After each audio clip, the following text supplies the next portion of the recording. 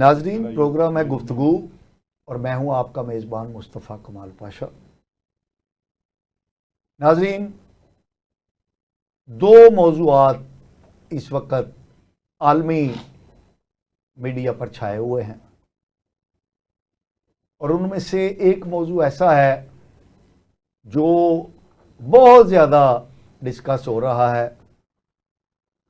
एक मौजू तो सबको मालूम है कि ईरान इसराइल जंग है। वो जिस तरह शुरू हुई और जिस तरह पहले रोज़ ही इसराइल को कामयाबी हासिल हुई और ईरान की जो दिफाई सलाहियत है उसको मुकम्मल तौर पे या जुज़वी तौर पे इसराइल ने निशाना बना के ख़त्म कर दिया, तो उससे एक बड़ी मायूसी पैदा हुई। फिर अगले रोज़ जब ईरान ने जवाबी कार्रवाई शुरू की, तो आज जब हम प्रोग्राम रिकॉर्ड कर रहे हैं तो 15वां हमला जो है वो ईरान ने इसराइल पर किया है और इसराइल की ऐसी की तैसी फेरी जा चुकी है। और जो इसराइल के बारे में एक बहुत बड़ा हवा था कि इसराइल जो है वो अनरीचेबल है, उस पर हमला नहीं हो सकता, उसको नुकसान नहीं पहुंचाया जा सकता, तो ईरान ने ये साबित कर दिया है कि इसराइल जो है उसको ठोका जा सकता है और ईरान इसराइल को ठोक रहा है, बजा भी रहा है और ठोक भी रहा है। ये खबरें चल रही हैं आलमी मीडिया पर। दूसरी जो अहम खबर है, ये भी आलमी सतह की खबर है कि आलमी चौधरी डोनाल्ड ट्रंप ने पाकिस्तान के सलारे आला field marshal general Asim Munir को जिस अंदाज में लंच ऑन मीटिंग का शर्फ बख्शा और उसके बाद जो तबसरा किया उस मीटिंग पर, वो अमेरिकी तारीख में बेमिसाल है, अनप्रेसिडेंटेड है। ये भी एक आलमी खबर है। इन दोनों चीज़ों पर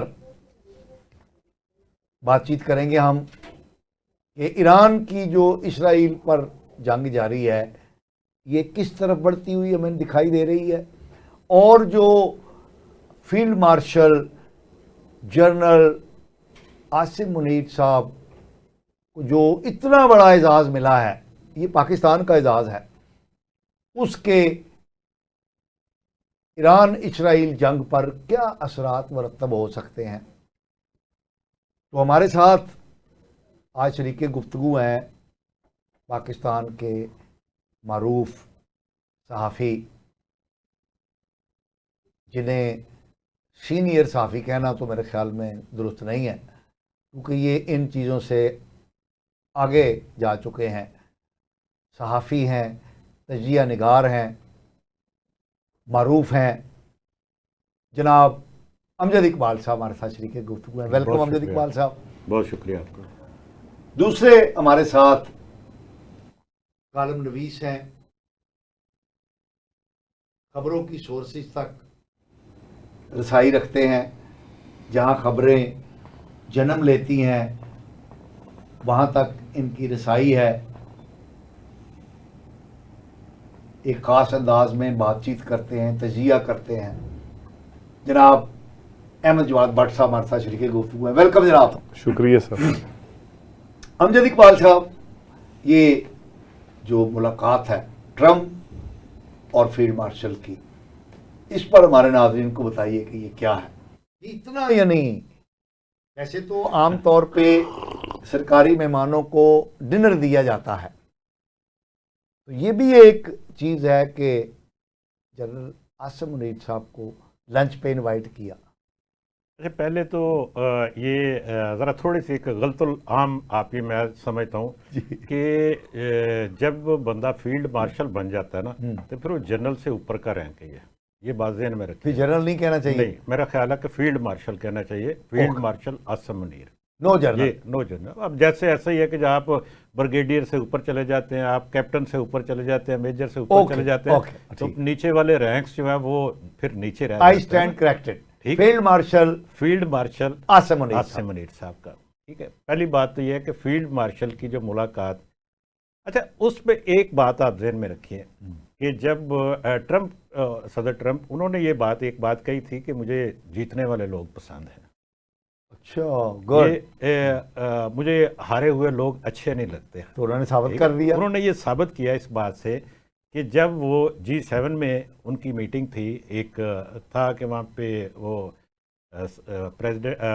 وزیر اعظم مودی جو بھارتی وزیر اعظم سے ملاقات شاید ہو، مطلب اس طرح کا امکان کینیڈا میں جو ہوئی ہے، کینیڈا میں G7 کی میٹنگ میں، لیکن وہ ان کا انتظار کیے بغیر وہاں سے واپس آ گئے اور کہا کہ فون پہ بات ہو جائے گی آپ سے. ذلت یعنی ذلیل ترین منہ کی کھانی پڑی ہے مودی کو.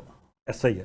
اور دوسری بات یہ ہے کہ چونکہ فیلڈ مارشل ایک جیتی ہوئی فوج کے سپہ سالار، اور وہ ایک آپ یہ کہنا چاہیے، میں تو یہ کہوں گا فخر کے ساتھ کہ وہ سینہ تان کے وہاں پہ گئے، بیٹھے اور ان سے ملاقات بھی کی. تو وہ یہ بات انہوں نے، اچھا آپ ابھی کہہ سکتے ہیں، تھوڑی دیر پہلے آپ نے کہا کہ انہوں نے اعزاز بخشا. ٹھیک ہے، انہوں نے اعزاز بخشا، لیکن یہ صدر ٹرمپ کا یہ جملہ تھا جو ملاقات کے بعد انہوں نے کہا جی میرے لیے اعزاز ہے کہ میں فیلڈ مارشل سے ملاقات کی. میں نے یہ بات ان کا اپنا جملہ، یہ میں اپنی طرف سے بات نہیں یہ کر رہا. تو اس کا مطلب یہ ہے کہ کہیں نہ کہیں پاکستان کی اہمیت بڑھ گئی. میں یہ اس لیے یہ سارے جملے یا جو کچھ بھی بات کی ہے اس وجہ سے کی ہے کہ ہمیں یہ ذہن میں رکھنا چاہیے کہ پاکستان کی اہمیت امریکہ کی نظر میں اس وقت کیا ہے. یعنی اس ریجن میں، اس خطے میں جہاں پہ ہم بیٹھے ہوئے ہیں، وہاں پہ پاکستان کو وہ کتنی امپورٹنس دیتا ہے. اور یہ ایک جو یہ سارا جو جس کا ہم سلسلہ جب بات کر رہے ہیں، ملاقات 1 گھنٹے کی شیڈول ملاقات تھی، لیکن وہ 2 گھنٹے تک چلی تقریباً. 2 زیادہ بڑھ گئی ہے، 2 گھنٹے سے بھی زیادہ ٹائم وہ چلا. 1 گھنٹے کی تھی لنچ سمیت، لیکن یہ 2 گھنٹے سے زیادہ گفتگو ہوتی رہی. اور اس میں جو وہاں سے خود پریزیڈنٹ ٹرمپ نے جو بات کی اس کے مطابق بھی، اور اس کے بعد جو ہینڈ آؤٹ جاری ہوا جو ISPR کی طرف سے، ہماری جو فوج کا جو ترجمان ادارہ ہے اس کی طرف سے، اس میں 2-3 چیزیں وہ بڑی کلیئر سی انہوں نے کہا کہ اسٹریٹجک جو ایشوز ہیں وہ ڈسکس ہوئے وہاں پہ. اور ان کے اوپر جب ہم یہ لفظ استعمال کرتے ہیں اسٹریٹجک کا، اس کا مطلب یہ ہے کہ اس کے اندر آپ کی علاقائی تعاون، آپ کے فوجی تعاون، آپ کا معاشی تعاون، آپ کا اور دوسرے لوگوں کے ساتھ ہو سکتا ہے کسی ایسے لیول پہ جا کے جہاں پہ امریکہ کو ضرورت ہے کہ جی فلاں ملک کے ساتھ ہماری کوئی، فرض کریں چائنا کے ساتھ وہ چاہتا ہے کہ جی کہ ہماری کوئی بات چیت ہو، کوئی ان کا ایک جو معاملہ چل رہا ہے اس میں کوئی پاکستان مدد کر سکتا ہے، ایران کے ساتھ کر سکتا ہے. اور یہ بات خود ٹرمپ نے بھی کہی، اور یہ بات بھی ہے کہ ایران کا معاملہ بھی وہاں ڈسکس ہوا. آپ کی بات بڑی ہوتی ہے. آپ جس چیز کی طرف اشارہ کر رہے ہیں کہ امریکہ کو ضرورت ہو اور پاکستان تعاون کرے، تو یہ 60s میں جو ہنری کسنجر کا دورہ ہوا تھا چین کا، تو پاکستان نے وہ فیسیلیٹیٹ کیا تھا، اور پہلا رابطہ پاکستان کے ذریعے ہوا تھا امریکہ کا چین کے ساتھ. تو اب بھی جیسا آپ کہہ رہے ہیں کہ ممکن ہے کہ امریکہ چاہتا ہو کہ چین کے ساتھ کچھ نیگوسیشن میں پاکستان فیسیلیٹیٹ کرے، یا ایران اسرائیل جنگ کے اندر پاکستان کوئی رول پلے کرے. اس میں 2-3 چھوٹی باتیں اور حوالے آپ کو یہ حوالہ دینا چاہتا ہوں.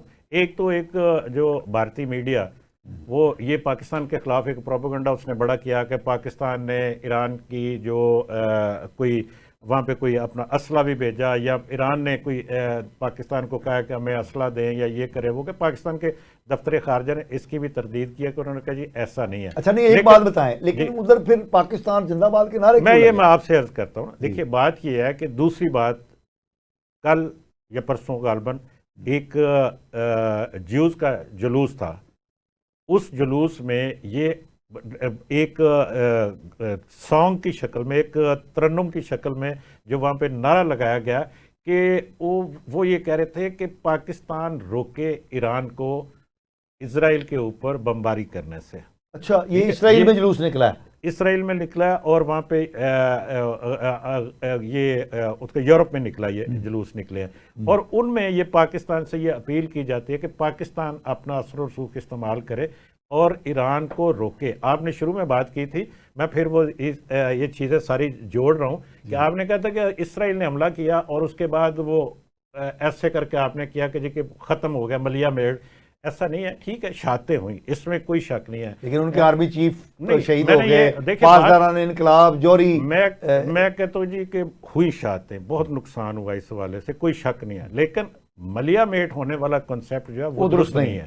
اگر خدا نخواستہ ایسا ہوتا تو آج چیخیں جو سن رہی ہے پوری دنیا سن رہی ہے، آپ نے سی این این کی رپورٹ دیکھی ہوگی جو انہوں نے اسرائیل کے اندر سے مختلف شہروں کی جو رپورٹ دی ہے، اس کو آپ دیکھیں تو وہ تو غیر جانبدار میڈیا ہے نا، وہ کوئی باعث میڈیا ہم اس کو نہیں کہتے، چلے وہ کیوں دی ہے اس نے، یہ اس کا اپنی پالیسی ہو سکتی ہے، لیکن جو دکھایا انہوں نے جو کچھ اس کے مطابق تو اس وقت وہاں پہ چیخیں اٹھ رہی ہیں، اور یہ سارا کچھ اس طرح سے ہے کہ اس وقت ایران بہت زیادہ اوپر جا رہا ہے، ٹھیک ہے نا۔ اچھا، یہ بات چونکہ آپ کا دوسرا ٹاپک تھا، میں نے اس کو اصل میں وہ چھیڑ دیا، اس میں معاملات یہ ہے کہ جو ملاقات ہوئی پریزیڈنٹ ٹرمپ کے ساتھ، اس ملاقات میں اس کے اوپر بھی ڈسکس ہونے کا مطلب یہ ہے کہ پاکستان اپنا اثر و رسوخ استعمال کرے، چائنا کے ذریعے کر سکتا ہے، اور باقی جو دوست ممالک ہیں، عرب ممالک ہیں، ان کے ذریعے سے کر سکتا ہے، اور ڈائریکٹلی ایران کے ساتھ جو کہ پاکستان کے اچھے مراسم ہیں، کسی دور میں خراب رہے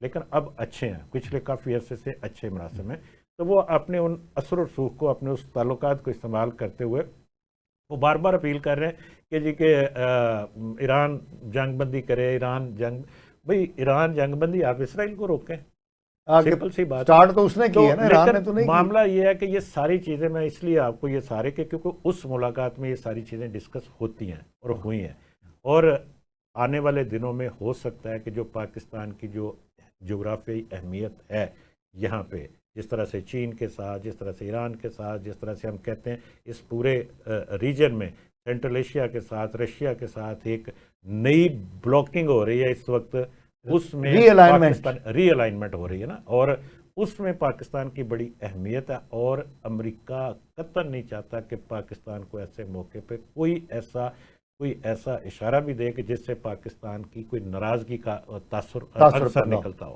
ٹھیک ہے نا۔ تو یہ بات یہ ہے کہ اس میں نے تو آپ کو شروع میں یہ بات کہی تھی، ٹرمپ نے ویسے بھی یہ کہا کہ جی کہ میں جیتے ہوئے لوگوں کو پسند کرتا ہوں، اور پاکستان ایک سپہ سالار، جیتے ہوا سپہ سالار ان کے ملنے کے لیے گیا، انہوں نے کہا کہ مجھے یہ آنر فیل ہوا ان کے ساتھ ملاقات کر کے، اور ہم تجارتی معاہدہ بھی کرنے جا رہے ہیں، ہم آگے بڑھنے کے لیے جا رہے ہیں۔ یہ پاکستان کے لیے ہمیں یہ سمجھنا چاہیے کہ پاکستان کے لیے بڑی اچھی خبریں ہیں، یہ سارا جو سینیریو ہے بہت اچھا ہے پاکستان کے مستقبل کے لیے، اور یہ بات میں آپ کو یاد ہوگا بڑے عرصے سے آپ کو کہہ رہا ہوں۔ جی بٹ صاحب، بادشاہ صاحب، دشمن فوج نے فیلڈ مارشل عاصم منیر صاحب نے پاکستان کا نام پوری دنیا میں روشن طرح چمکا دیا ہے۔ پاشا اب صاحب، آپ کی سیاستدانوں کی تو پاشا صاحب، مکار دشمن ملک انڈیا کو شکست دینے کے بعد فیلڈ مارشل سید عاصم منیر شاہ صاحب کا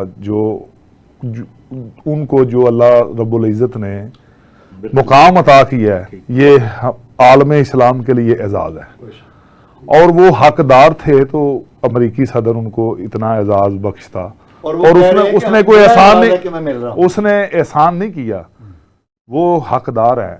دیکھیں بادشاہ صاحب، عالمی منظرنامہ جو ایران کی صورتحال بنی ہوئی ہے، اسرائیل پہ اٹیک ایران کر رہے ہیں، ہم دعا گو ہیں تو اللہ تعالیٰ ایران کو فتح کرے، نصیب کرے، ہماری ہمدردیاں ایران کے ساتھ ہی ہے نا، جو انہوں نے ظلم و ستم پوری دنیا میں فساد برپا کیا ہوا ہے، اسرائیل نے ایک نجائز ریاست نے، غزہ میں وہ کیا کر رہے ہیں، اور کئی ملکوں پہ انہوں نے بمباری کر کے ان کو تباہ و برباد کیا، لیکن یہ وہ دن دور نہیں جب یہ اس کا آخری یہ حربہ ہوگا، یہ شکست ہوگی اور یہ صفحہ ہسٹری سے جلد مٹ جائے گا۔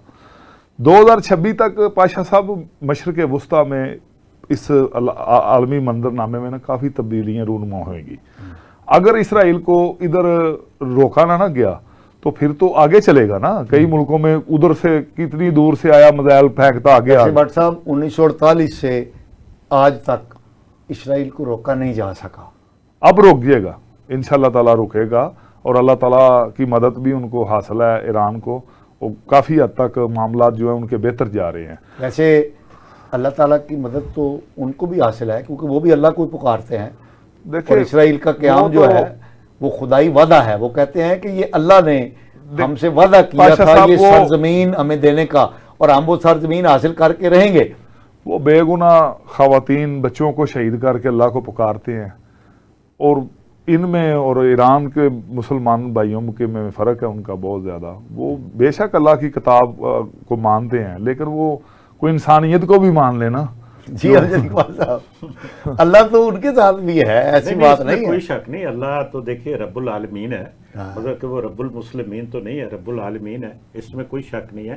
لیکن معاملہ یہ ہے کہ درجے رکھے ہیں نا انہوں نے انسانوں کے, کہ جی کہ کون کیا کر رہا ہے. جس طرح بٹ صاحب کہہ رہے ہیں کہ جی کہ وہ ان کے اعمال کے ذریعے, ان کے جو فعل ہیں ان کے ذریعے یہ سارا کو درجہ بندی ہوتی ہے نا کہ کیا ہے.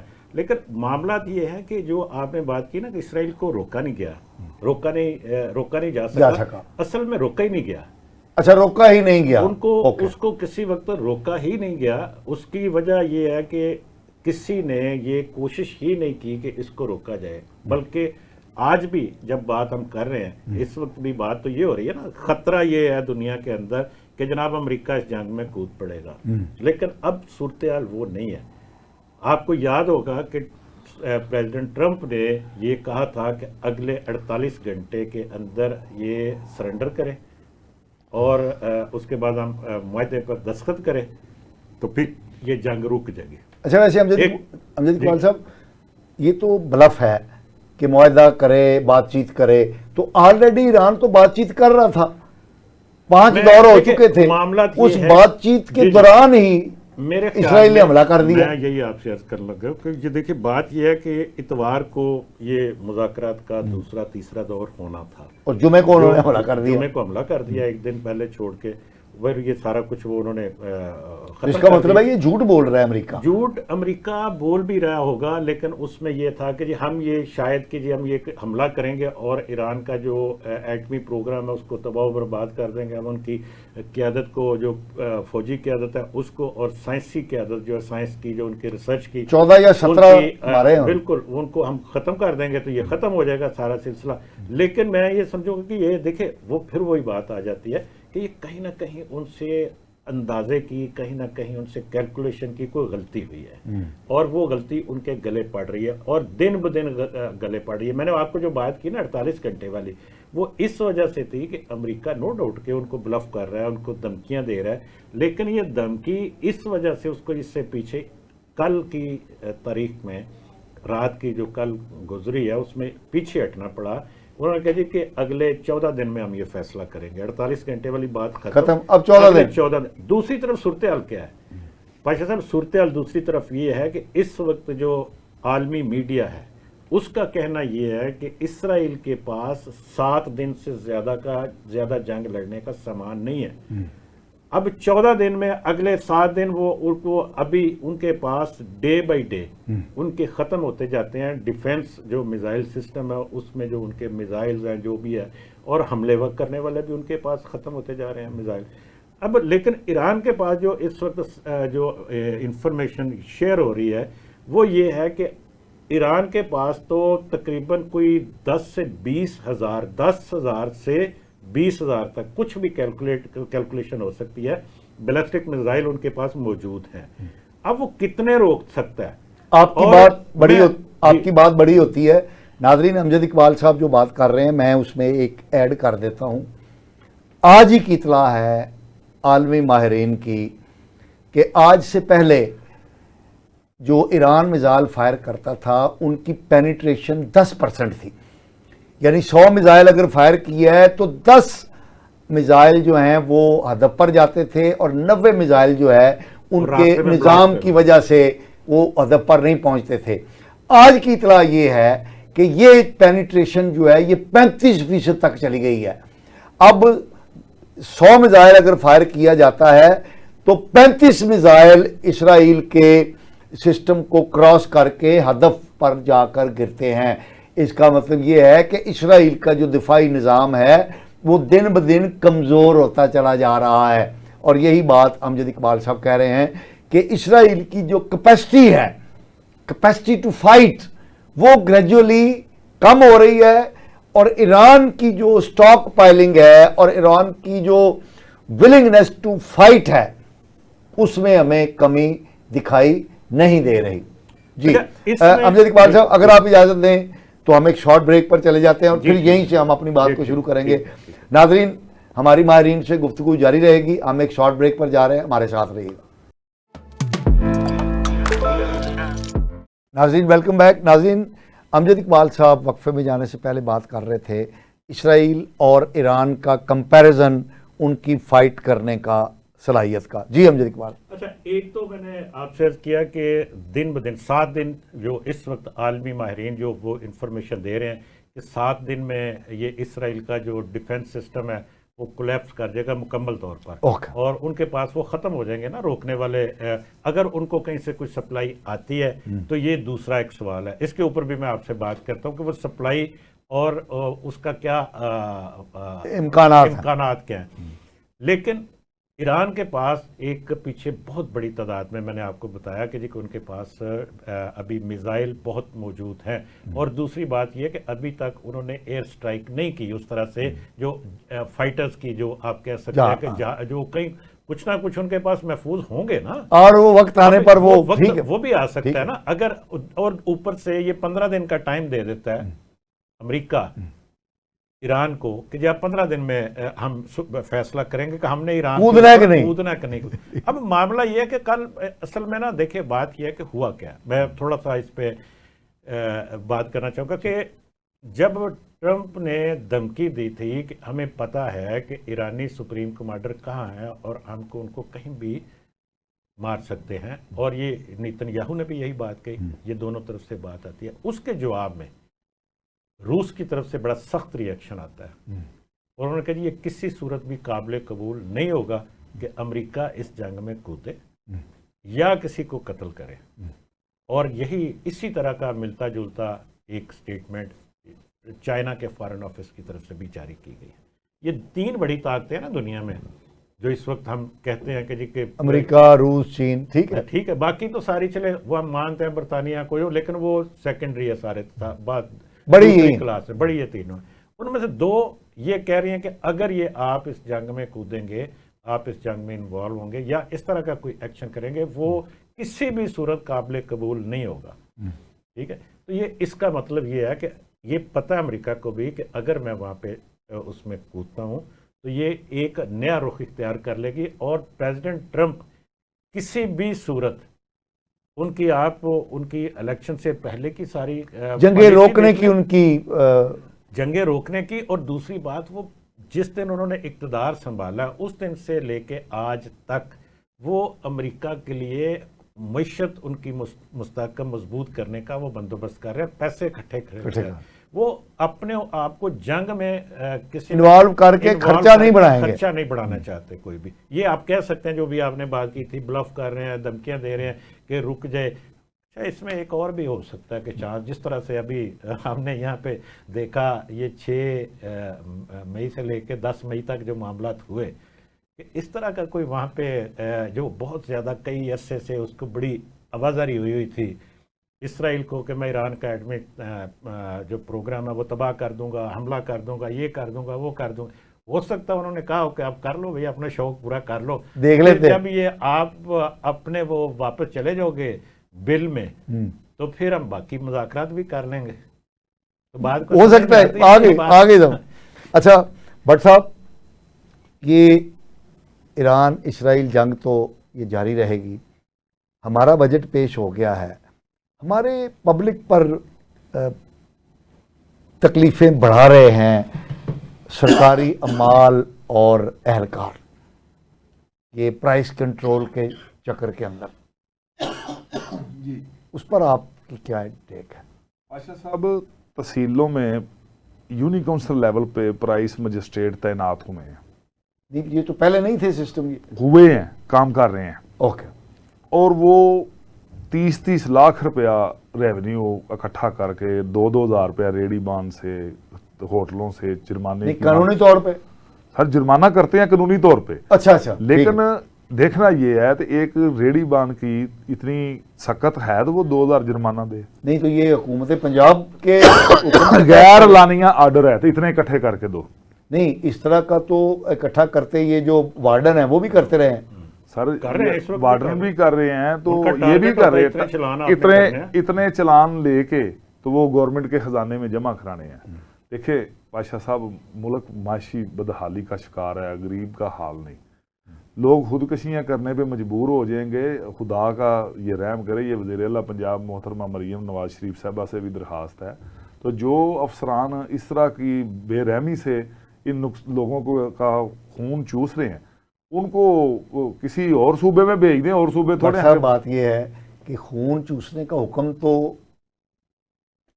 حکمرانوں نے دیا ہے نا. اب خون اچھے طریقے سے چوسیں وہ یا برے طریقے سے. سیاستدان اتنا بے رحمی کا آرڈر نہیں دے سکتا کیونکہ انہوں نے ووٹ لے کے آنا ہوتا ہے نا عوام سے. تو آپ کا کیا مطلب ہے کہ کئی جگہ پہ مریم نواز صاحبہ کو پتہ نہیں ہوگا کہ یہ کیا ہو رہا ہے؟ نہیں, کہ ہو سکتا ہے نہ بھی علم ہو. دیکھو بیوروکریسی جو ہے وہ بیوروکریسی بات چھپاتی تو ہے. سارے بیوروکریٹ تو نہیں بتاتے تھے یہ نیچے ہو رہا ہے. امجد اقبال صاحب جی. دوسرا, کئی جگہ پہ کام ٹھیک بھی ہو رہا ہے. دیکھیں ہر جگہ پہ غلط نہیں. جس طرح میاں والی میں ایڈیشنل کمشنر سلیمان لون صاحب ہیں, وہ کسی سے بے رحمی ان کے نیچے. نہیں, وہ میاں والی میں تو شاید اس لیے اچھا کام کر رہے ہوں گے کہ وہاں پر پی ٹی آئی وغیرہ کا ہولڈ ہے. اور جگہ گھبرا کے اور جگہ گجرانوالہ میں شبیر حسین بٹ صاحب ہیں, اے ڈی سی آر ہیں, وہ بھی اچھا کام کر رہے ہیں. ادھر واگا میں عامر بٹ صاحب ہیں, اسسٹنٹ کمشنر ہیں, دیانتداری سے فرض شناسی سے کام کر رہے ہیں. کسی غریب سے زیادتی نہیں, سائل کو ریلیف دیتے ہیں. یہ 3 4 5 لوگ جو میری نظر سے گزرے, اور بھی افسر ہوں گے, لیکن کئی جگہ پہ نام لینے کے بغیر میں بول رہا ہوں تو ایسا ہو رہا ہے. تو جو لوگ نا 15-20 ہزار ریڑی بان کا ہر مہینے میں چلانوں کی مد میں جا رہے ہیں. امجد اقبال صاحب, بٹ صاحب نے تو بڑی کھل کے یہ الزام تراشی کر دی ہے. میں بٹ صاحب کی بات کریں, مجھے کہ خود ہی انہوں نے الزام لگا دیا, خود ہی وضاحت پیش کر دی میں اس بات پہ کہ کچھ ٹھیک بھی کام کر رہے ہیں. مطلب ٹھیک کیا کر رہے ہیں, جو ٹھیک کا کہا ہے وہ نہیں ایگری کرتے. میں اسی پہ کہہ رہا ہوں کہ وہ ٹھیک کیا کر رہے ہیں. ٹھیک یہ کر رہے ہیں, فرق کریں. انکروچمنٹ کے خلاف ایک آپریشن جاری ہے. ریڑی بان, مطلب ہم یہ کہتے ہیں, ایک بڑا اعتراض ہے کہ وہ غریب آدمی ہے, ریڑی لگاتا ہے, اس کو آپ بھائی اب سڑک کے اوپر ریڑی کیوں لگاتے ہو؟ راستہ ٹریفک رکتی ہے وہاں پہ, آپ ایک ریڑی نہیں لگتی, پھر وہاں پہ آپ پوری لائن لگ جاتی ہے ایک ریڑی کے ساتھ. ان کو اگر آپ ایک بار کہتے ہیں کہ پیچھے کر لو ریڑی, یار آپ پیچھے ہٹ جاؤ, پیچھے لگاؤ, سروس روڈ پہ لگا لو, اور مین ٹریفک کو بلاک مت کرو. 1 دفعہ 2 دفعہ 3 دفعہ جب نہیں رکتا تو پھر کیا کرے؟ یہ صحیح طریقہ ہے. یہ جو بٹ صاحب آپ کو کہہ رہے ہیں نا کہ بھائی ان کا پھر چلان کریں. ابھی میں آپ کو مجھے بتائیں 2000 روپیہ آپ کی جو جرمانہ ہے اس کا, جو ٹریفک رولز کی خلاف ورزی کا, ایک موٹر سائیکل والا ایک غریب آدمی, فرق کرے 2000 روپے جرمانہ, اس کے اوپر بڑا ظلم ہے, یہ مان لی بات, لیکن اس کو پتا کہ مجھے یہ 2000 روپے جرمانہ ہو گیا اگر میں نے 1 وے کی خلاف ورزی کی, اس کے باوجود وہ کرتا ہے. یہ کتنا جرمانہ پھر ہونا چاہیے؟ یہ بات آپ کی بڑی معقول ہے. کیوں کرتا ہے؟ اور پھر یہ نہیں ہے کہ اس نے جا کے کہیں کوئی وہ اس کو بڑا ایمرجنسی ہے, کہیں پہنچنا ہے, اس کا وہ کہیں ڈیوٹی پہ, یہ وہ سلسلہ, تو یہ 1 وے کی خلاف ورزی کر کے 1-2 منٹ کے بجائے اس کے کہ وہ صحیح راستے سے آئے. پھر ہیلمٹ یہ کس لیے ہے؟ یہ اس کی حفاظت کے لیے نا. وہ نہیں پہننا, وہ لے کے ٹینکی کے اوپر رکھا ہوتا ہے کئی لوگوں نے, لیکن سر پہ نہیں, اپنی حفاظت کے لیے ہے. اور 2000 روپے جرمانہ اس کا, وہ جرمانہ بھر دینا ہے, لیکن وہ ہیلمٹ نہیں پہننا. اب ہم اپنے بچوں کو بھی نہیں کہتے کہ جی کہ آپ باہر جا رہے ہو تو یہ ہیلمٹ لو. بٹ صاحب ٹھیک ہے, یہ بات یہ ہے کہ دیکھیں ان چیزوں کے دونوں, ہر چیز کے 2 رخ ہوتے ہیں.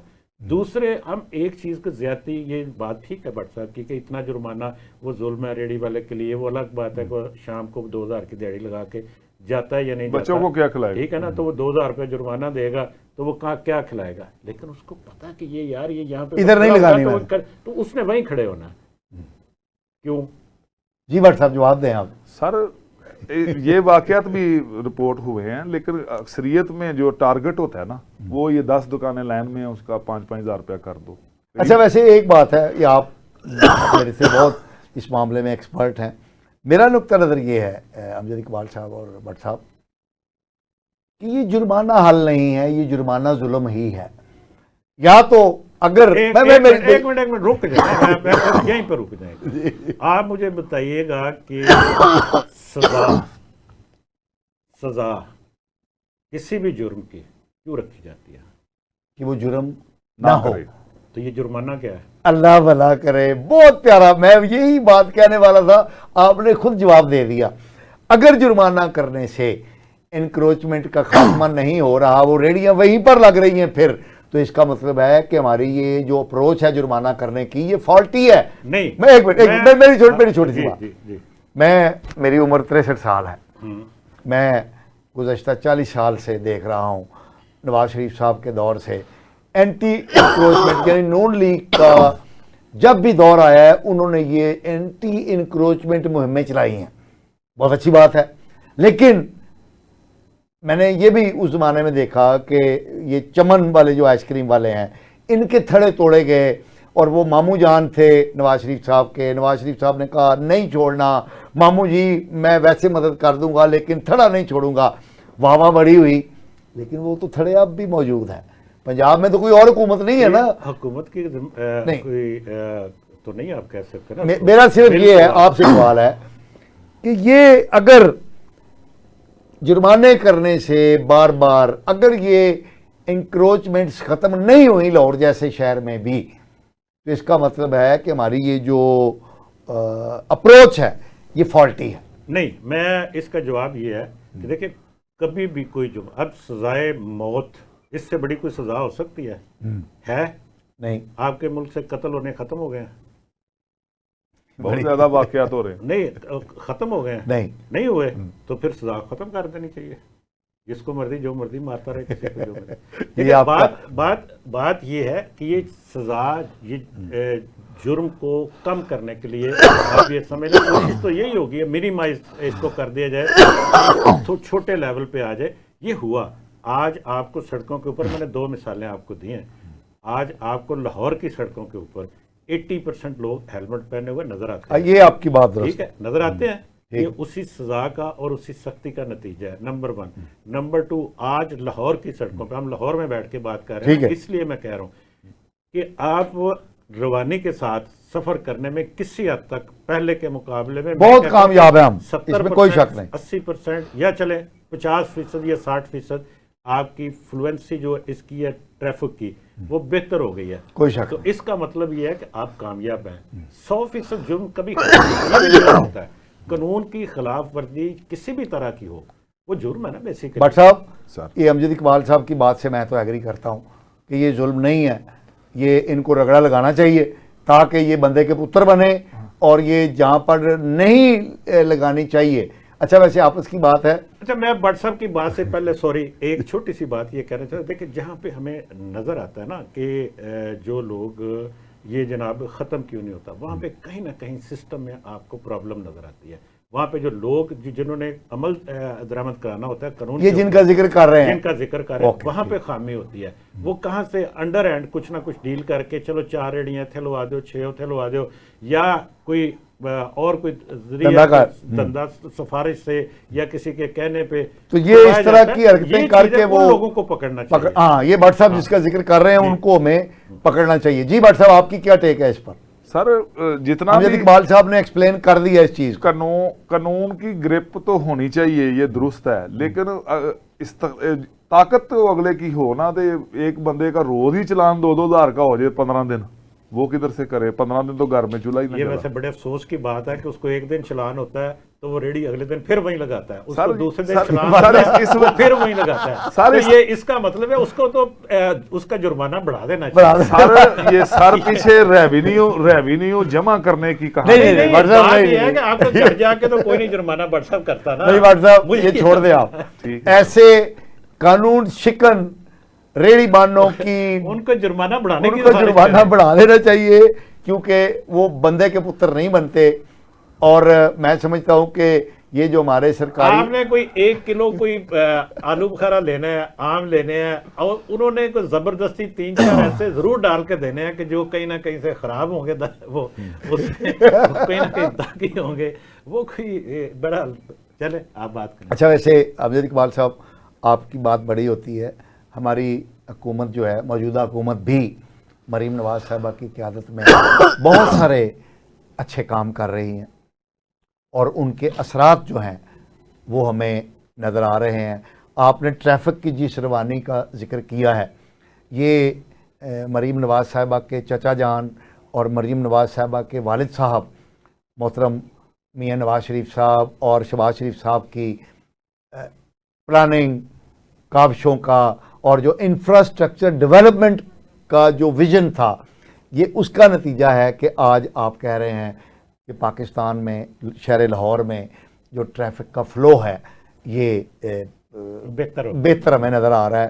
اور اسی طرح میں یہ سمجھتا ہوں کہ اب جو مریم نواز صاحبہ جو ویژن لے کر وہ ستھرا پنجاب اور اس طرح کے بہت سارے جو منصوبے لے کر وہ چل رہی ہیں، ان کے اثرات جو ہیں وہ ہمیں نظر بھی آ رہے ہیں، اور آنے والے دنوں میں وہ اسی طرح بات ہوگی جس طرح آج آپ نے بات کی ہے کہ ٹریفک کا فلو بڑھ رہا ہے۔ ابھی پچھلے دنوں مجھے پتہ چلا کہ جو صاف پانی کی فراہمی ہے اس کے حوالے سے یہ جو پلانٹ ہیں، جو خراب پلانٹ ہیں، ان کو 100% درست کر کے فعال کرنے کا، یہ بہت بڑی شکایت ہے جی، بہت سارے جو پلانٹ لگے ہوئے تھے، یہ بالکل نئے بھی لگ رہے ہیں، اور جو لگے ہوئے ہیں اس میں سے بہت سارے خراب پڑے ہوئے نظر آتے ہیں، اور اس میں کوئی اتنا لمبا چوڑا خرچہ بھی کوئی نہیں ہے، وہ ان کی صرف چھوٹی موٹی مینٹیننس ہے، اس کے اوپر ضرور کرنا چاہیے۔